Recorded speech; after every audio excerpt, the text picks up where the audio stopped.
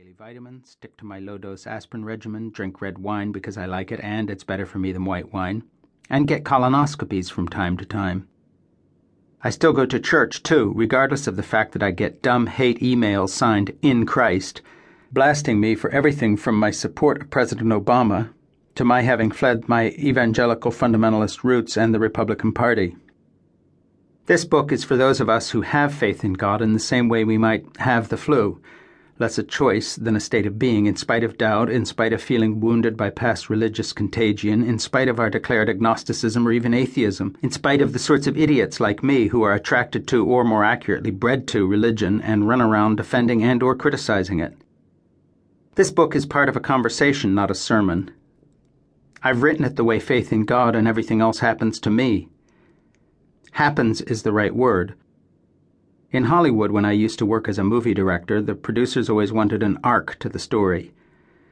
The worse the script was, and the more formulaic, the more obvious the arc.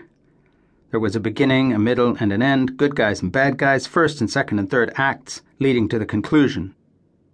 But faith in God, and great movies made by the greatest directors, of whom I certainly never was one, such as Bob Altman and Federico Fellini, don't string along like cars of a train or come in tidy packages. They are a slice of life, not a story about life. My only promise is that I'm trying to tell the truth about my slice of life as I see it, even when the best I can do is say that I don't know the answers. So there are ideas here, but also stories, memoir and memory, of what shaped the person writing down the ideas. That means we jump from ideas to stories that could be from a novel about the person writing the essay. Don't be surprised by these twists and turns. This is how conversations go. This is what life, rather than false arcs, is like. In Part 1, the first chapters are a critique of the new atheists. The next chapters are a critique of religious fundamentalists. Then in Part 2, I write about my experiences related to faith or lack of faith in God, and the evolving nature of what I describe as the catalyst that may take us to whatever the next stages of our personal and communal spiritual evolution may be. Bob Altman said of his movie directing that accidents are what push the truth button. I've tried not to edit out those accidents, even in the parts of this book that tend to essay style. In other words, this book is for those of us who are stuck feeling that there is more to life than meets the eye, whatever we call ourselves or say we believe. Or put it this way, if an angel showed up outside my office window and explained everything to me, I'd simultaneously question my sanity, be scared as hell, and feel mightily relieved because believing in invisible things is tough. I'm not the only person wrestling with issues of meaning, religion, and purpose. You will find a small sample here of several thousands of emails from my readers who have been responding to my writing, radio, and TV interviews and lectures about religion, politics, and society. Their emails, including the following note, inspired me to write this book.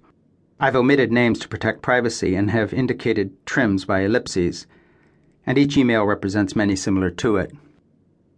Hello, Mr. Schaeffer. I watched your Princeton lecture. I found it interesting, but I learned nothing of your new religious beliefs except that you enjoy Greek Orthodox liturgy. I presume you still avow some form of Christianity. I do still avow some form of Christianity, in spite of my doubts, the attack on faith by the new atheists, and the certainties of the religious fundamentalists who claim their way is the only truth, which is another way to attack faith because it drives people away from experiencing God.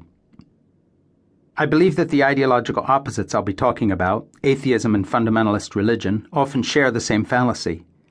Truth claims that reek of false certainties. I also believe that there is an alternative that actually matches the way life is lived rather than how we usually talk about belief. I call that alternative hopeful uncertainty. My hopeful uncertainty will either resonate with you eliciting a me too and been there or not.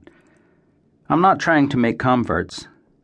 If what I write resonates, it will be because we've shared certain experiences, for instance, your own childhood stories and your own love for a friend, lover, or a husband or wife, children and grandchildren, not because I convince you of anything.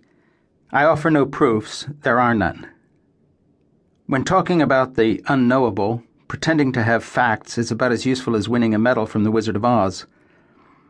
In this game, the meaning game, it's all about intuition, hope, and the experience of life, a letting go of all concepts, words, and theologies because they can only be metaphors and hinder our experience of the truth as it is, not as we desire, believe, or hope it might be.